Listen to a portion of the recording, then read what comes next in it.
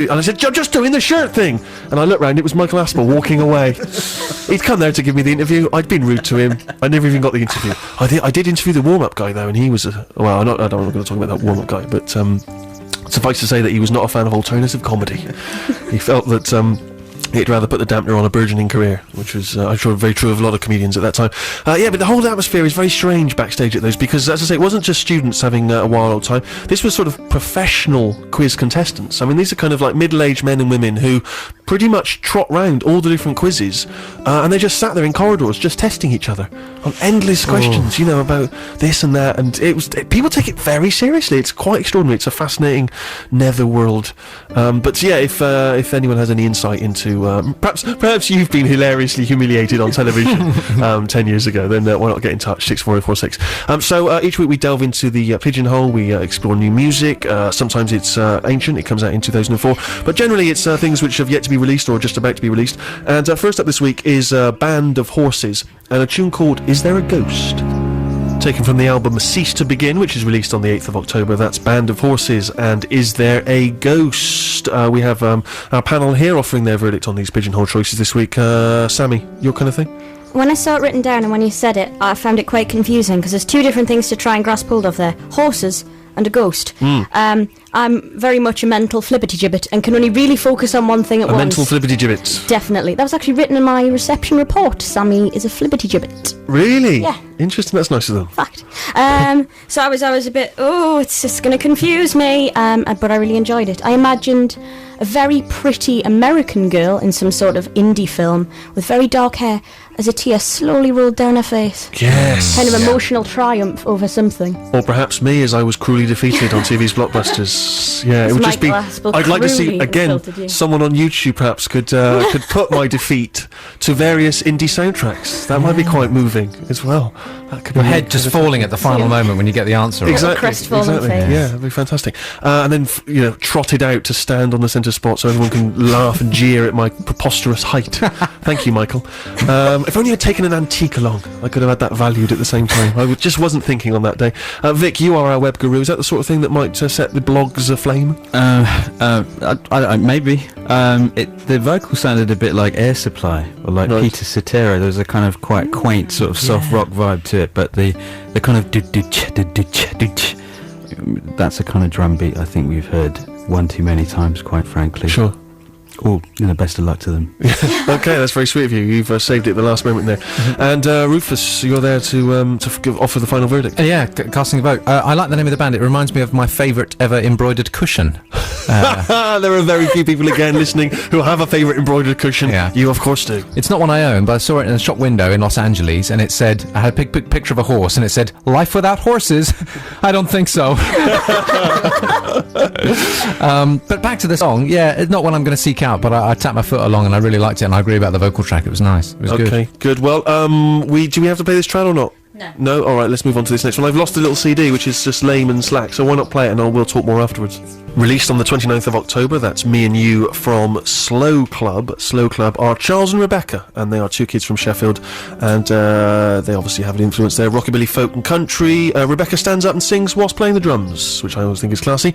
And I remember, Rufus, you've said in the past that what charms you about music is stuff which you can imagine being played well live, or still has that sense of it being recorded live. That must have tickled you. It did, and it sounded like a song which might win some sort of high school competition at the climax of an American independent film. Almost all of our song reviewing now is based on its featuring in some kind of low-budget independent film. It's unfair. It shouldn't need to have that. It was just that there was a kind of low-budget, kind of friendly, traditional costume-wearing, kind of stomping feel to that. Yeah. That reminded me of kind of Napoleon Dynamite or Rushmore or something like that. And it was a really nice feel to it. I loved it. It was really nice. If there's one thing that web guru Vic Sharma loves, it's low-budget American independent cinema. Did that put you in mind of the same sort of thing?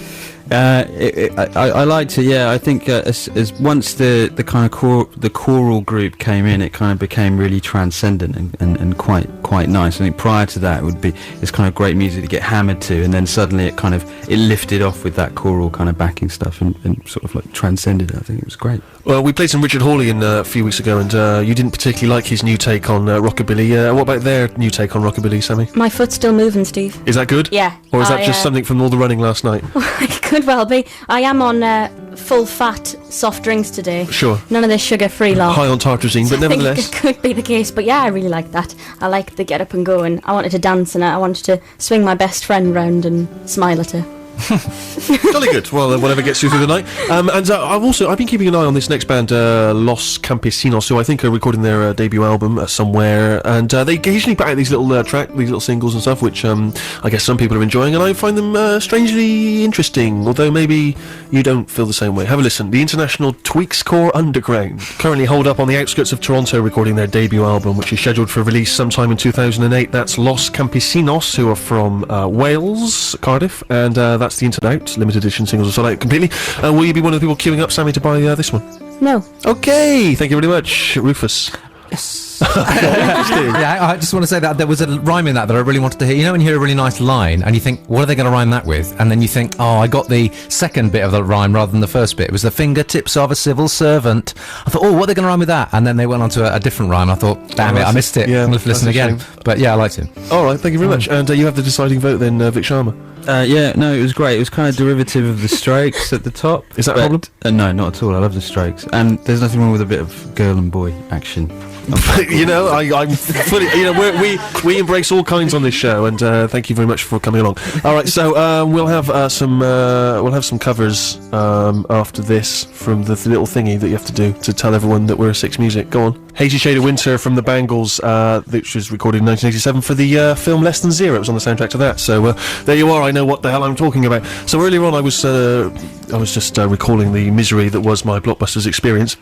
And remarkably, one of my nemeses, is that the word? Nemesises? That's exactly the reason I don't know that information, is exactly the reason I did so poorly on Blockbusters. This person will know the answer to that, the plural of nemesis, the nemeses, nemesize. Anyway, are you there? Hello? Hi. All right, now, forgive me, because I've not watched this clip since we recorded it, so I cannot remember who you are. Okay, I'm Rupan. Right. I'm the one with the dark hair. Okay, and you were one of my nemeses. That's right. And how do I know that you're not just a crank? Is there anything you can recall about that event, the Blockbusters experience, that could only be known by us contestants? I remember talking to you after the show, and you told me that all your friends were going to take the Mickey because you didn't get the Emilio Estevez question right. Oh, it was a film student. Was there an Emilio Estevez question? There were, well, Charlie Sheen, Martin Sheen.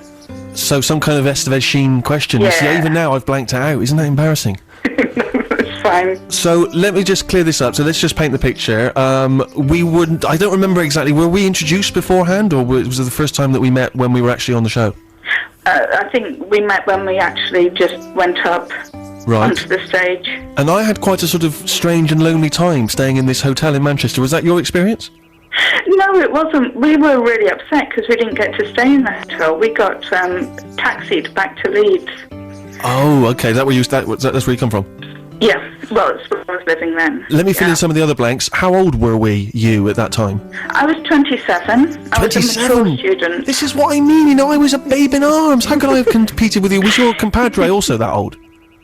But also, I mean, you know, I am a quiz queen. Okay, interesting. So you were a quiz queen, and how does one become a quiz queen? You just enter every kind of pub quiz and whatnot? No. It was my first quiz, but I think I was queen of that quiz. You were indeed. And since then, what's happened? Have you been on other game shows? No, I haven't. I've just, I didn't want to sully the memory of my triumph. Well, you sullied it in some ways by putting it on the web. Was it you who actually popped it on the web? Yes, it was. Thank you very much indeed. I appreciate it. Because you know now that will haunt me forever. It will be perpetually dragged out on occasional chat show appearances and whatnot. Thanks very much indeed. Have you got any shots of me dancing around in my pants you'd like to stick on the web? What drove you at the age of 27 to go on? Obviously, I've already explained my reasons for going on Blockbusters, which was I was led to believe it would be wild nights running up and down hotel corridors and throwing things out of windows. That was not the case. I just took long baths and just thought about where my life was leading me. Well, what was your reason? Well, I think because we were students at the time and we were a bit bored, and somebody saw an advert for the audition, so we went on. But we had to audition for it. Did you? Well, yes, kind of, but I think the audition was just, I mean, they came to Bristol and they tried to find people that could sort of string a sentence together, and I was one of the 8 that could. So it wasn't too much of a problem. No, I'm being unnecessarily cruel, but there was a big old room in a hotel somewhere, and we all had to sort of answer questions, I think, and fill in a questionnaire or some such. Yeah, that's what we had to do as well. Now, were you nervous as you sat down behind the desk? Yes, I was. Yeah, and I'm nervous now. I can feel my heart pounding away. It's nice to be able to turn the tables at last, because you seem very relaxed on the day. We might drum up some questions for you later. Test you on music trivia. Now this is something it's always plagued me. Part of my excuse has always been that there must be a confidence that you gain when there's 2 of you on a team as versus 1 person, that you could lunge for the buzzer much quicker, safe in the knowledge that there's a chance the other person will know the answer, even if you're the one who's buzzed. Is that how it worked, or did you have to think of yourself as an individual player? If I buzzed, I had to answer the question. Damn it! I always presumed that was the reason I was so hopeless, that you were just buzzing in the hope that, well, damn, that's. No, I was just buzzing because I knew the answers. And so you're a proper old boffin. Well, yeah, I've just started at university again to do a bit more study. And so what have you done in the interim? Well, I was a teacher for 2 years. Oh, that's not fair. And then I gave that up and started working in the NHS. So I'm now, well, until last week, I was an NHS manager. Sure. Which is not very exciting, really. My final question is, I can't remember what happened. Did you go on to win loads of great stuff on Blockbusters? Yeah, we did. Thanks very much. There was no qualms there. She was straight out with that. Rubbing salt in the wound. Go on, what did you win? We won helicopter flying lessons. Helicopter flying lessons? I dream of helicopter flying lessons. Right, helicopter flying lessons. The only reason I've put it in the plural, though, is because there were 2 of us, so we won 1 each. Great. But still, and then we won a trip to Iceland, to Reykjavik. Oh, wow. Man alive. Yeah, so we went out there and partied for a very long weekend. It was fun. What? I mean, that sounds fantastic. I suppose my final question is, how many BAFTAs have you got?